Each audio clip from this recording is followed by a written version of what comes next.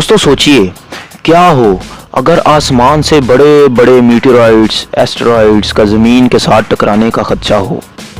जैसा कि आज से लाखों बरस पहले साइंसदानों के मुताबिक डायनासोर्स के ज़माने में हो चुका है, जो उनकी तबाही, बर्बादी और ख़ात्मे की वजह बने। या ऐसा हो कि इंसान के बनाए गए बड़े बड़े हथियारों से इस दुनिया में मौजूद हर ज़िंदगी को ख़तरा लाहक हो जाए। तो ऐसी सूरत हाल में इंसान कहाँ जाएगा? क्या इस पूरी कायनात में कोई ऐसी दूसरी जगह, दूसरा मुकाम मौजूद है जिसको इंसान ज़मीन के अलावा अपना दूसरा घर तस्लीम कर सके और ज़मीन की तबाहियों, बर्बादियों से बचकर वहाँ पनाह ले सके? साइंसदानों के मुताबिक जी हाँ, मार्स हमारे निज़ाम शमसी के तीसरे सैयारे को ज़मीन ही की तरह पनाह गुज़ीर रहने के काबिल बनाया जा सकता है। मेरा नाम है अदनान राजपूत और आप देख रहे हैं alpha prime official YouTube channel की जानिब से रिलीज़ की गई series journey to the Mars the red planet का एपिसोड नंबर 1। इस सीरीज़ में हम मरीख के बारे में किए जाने वाले इंसानी मुशाहिदे की सैकड़ों बरस पुरानी तारीख के बारे में जानेंगे। हम देखेंगे कि इंसान मरीख पर कब, कितने और किस किस तरह के मिशंस भेज चुका है। इंसान बजाते खुद मार्स पर कब जा रहा है और वहाँ किस तरह की कॉलोनियाँ आबाद करने के ख्वाब देख रहा है।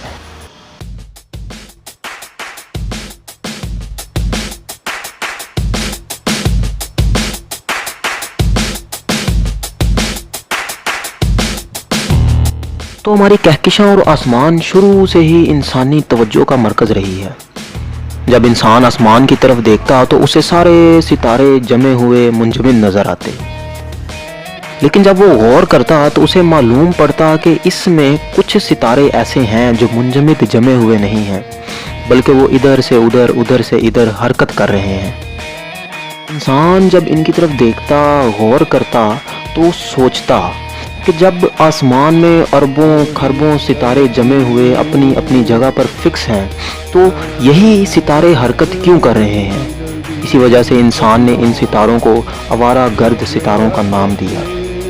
दोस्तों, दरअसल वो सितारे नहीं, वो हमारे निज़ामी शमसी के सैयारे थे। इंसान ने इन सैयारों में गौर व फिक्र किया तो उसे इनमें एक अजीब सैयारा नज़र आया, जिसे वो दूसरों की निस्बत ज़्यादा अहमियत देने लगा और लोग इसे अजीब अजीब नामों से पुकारने लगे।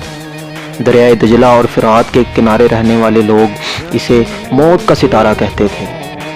रोमन्स इसे जंग का सितारा कहते थे, क्योंकि वो अपनी सल्तनत को फैलाने के लिए जंगें करते थे और जिस महीने में वो जंग करते थे वो महीना मार्च का था, और इसी महीने के नाम की बुनियाद पर इस सैयारे को मार्स का नाम दिया गया, जिसे हम आज अपने निज़ामी शमसी में मरीख के नाम से जानते हैं।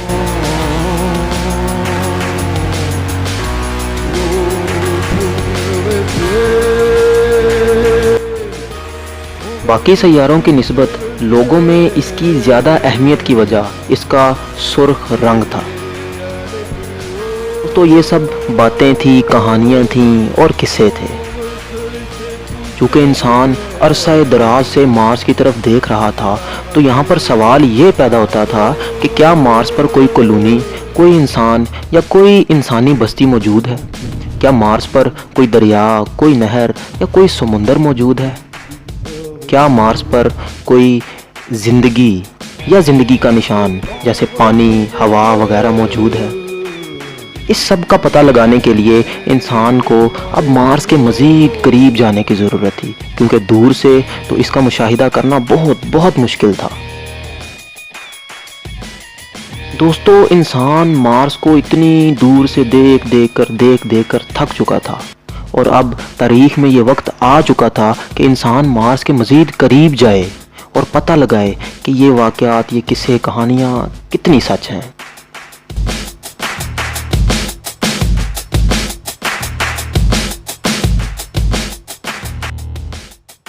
अब इंसान मार्स को मज़ीद करीब से देखने वाला था। तो 16 सन 8 में एक शीशा साज ने एक ट्यूब में शीशे को कुछ इस तरीके से जोड़ा कि अब मार्स 3 गुना बड़ा दिखने लगा। कहा जाता है कि वो दुनिया की सबसे पहली टेलीस्कोप थी। پھر 1609 میں گلیلیو نے اس کو مزید بہتر کیا اور پھر مارس کو 3 گنا سے لے کر 20 گنا تک بڑا کر دیا۔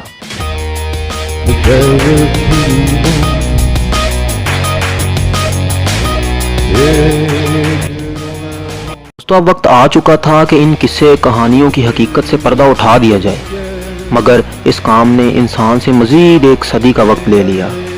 ولیم ہارشل جو دن میں میوزک کرتا تھا اور رات کو ایسٹرونومی کی کتابیں پڑھتا تھا، وہ ٹیلیسکوپ کو مزید بہتر بنانا چاہتا تھا۔ ایسٹرونومی اس کا پیشن تھا، تو اس نے 17 سن 81 میں ایک 40 فٹ اونچی اور 48 فٹ چوڑائی والی ایک نئی ٹیلیسکوپ بنائی۔ جب اس میں سے دیکھا گیا تو نتیجے حیران کن تھے۔ اس میں سے دیکھ کر سب لوگ حیران رہ گئے کہ سرخ مریخ پر سفید سفید کچھ چمک رہا تھا۔ وہ کیا تھا؟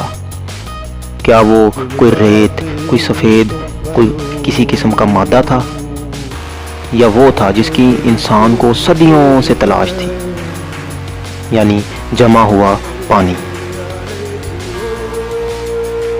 30 سال کے مشاہدے کے بعد یہ بات معلوم ہوئی کہ مریخ کے قطبین پولز پر وہ چمکتی ہوئی سفید شے کچھ اور نہیں بلکہ برف ہے۔ کئی سال کے مشاہدے کے بعد یہ بات معلوم ہوئی کہ یہ برف گرمیوں میں پگھل جاتی ہے اور سردیوں میں دوبارہ جم جاتی ہے۔ اسی طرح مریخ کی اور آبزرویشنز بھی کی گئیں، جس سے معلوم ہوا کہ مریخ پر بڑے بڑے پہاڑ، ہماری زمین کے پہاڑوں سے بھی زیادہ بڑے پہاڑ اور کچھ دریاؤں جیسی لائنیں ہیں۔ ان پر دکھنے والی ان تصاویر سے مشاہدہ کیجئے کہ وہ دریاؤں کی لائنیں کتنی بڑی ہیں، جو تقریباً سارے مارس پر پھیلی ہوئی ہیں۔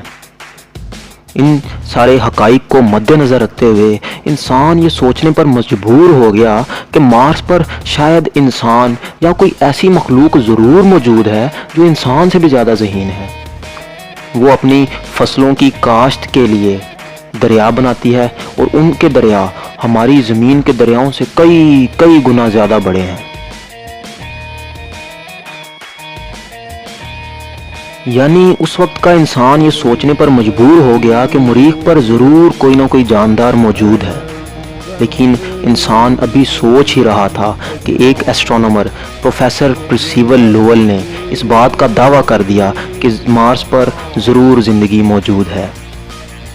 اس نے اس کا ثبوت بھی پیش کیا۔ ثبوت کے طور پر اس نے کچھ تصاویر پیش کی جس میں 2 بڑی بڑی نہریں دکھائی گئیں جن کی چوڑائی 20 میل اور لمبائی ہزاروں میل تھی۔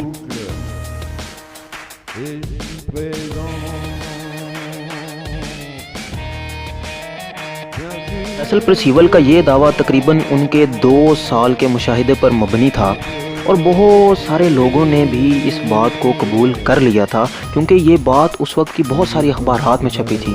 لوگ اٹھتے بیٹھتے چلتے پھرتے ہر جگہ آتے جاتے اسی بات کو ڈسکس کرتے کہ مارس پر کون موجود ہے، وہ مخلوق کیسی ہے، وہ کیا کھاتی پیتی ہے، کیا ان کی سیویلائزیشن بھی ہمارے جیسی ہی ہے یا وہ ہم سے بھی کئی گنا بہتر ہے، کیا زمینی انسانوں کو مارشین لوگوں سے کسی قسم کا کوئی خطرہ تو نہیں ہے۔ تو لوگ ہزاروں باتیں کرتے اس بارے میں۔ پروفیسر پرسیول کا یہ دعویٰ کرنے کی دیر تھی کہ لوگوں نے اس دعوے کے متعلق، اس بات کے متعلق بہت ساری نئی کہانیاں جڑنا شروع کر دی تھی۔ بہت سارے لوگوں نے اس پر موویز اور ڈراماز وغیرہ بھی بنائے، اور کئی لوگوں نے اس پر ناولز بھی لکھے، جن میں ایک مشہور novel war of the worlds کے نام سے مشہور ہے۔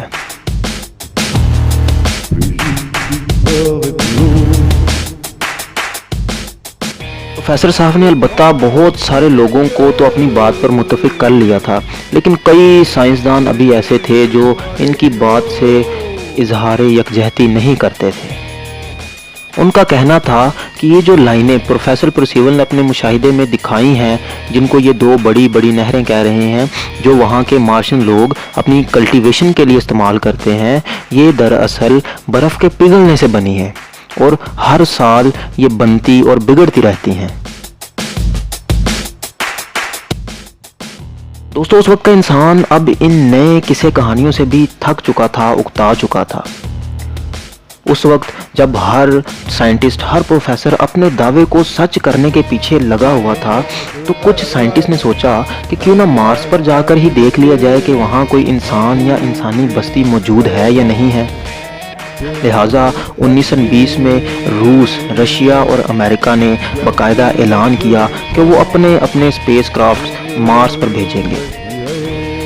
ویورز، یہاں بات ہو رہی ہے 1920 کی، جب انسان ابھی چاند پر بھی نہیں پہنچا تھا اور وہ مارس پر جانے کے دعوے کر رہا تھا۔ ابھی تو ٹیلی ویژن کی بھی ایجاد نہیں ہوئی تھی، اور اس وقت امریکہ اور رشیا میں ہر بات پر جنگ چل رہی تھی۔ اس وقت اس اسپیس سے ریلیٹڈ جنگ کو اسپیس ریس کا نام دیا گیا، جو امریکہ اور رشیا کے درمیان لڑی جا رہی تھی۔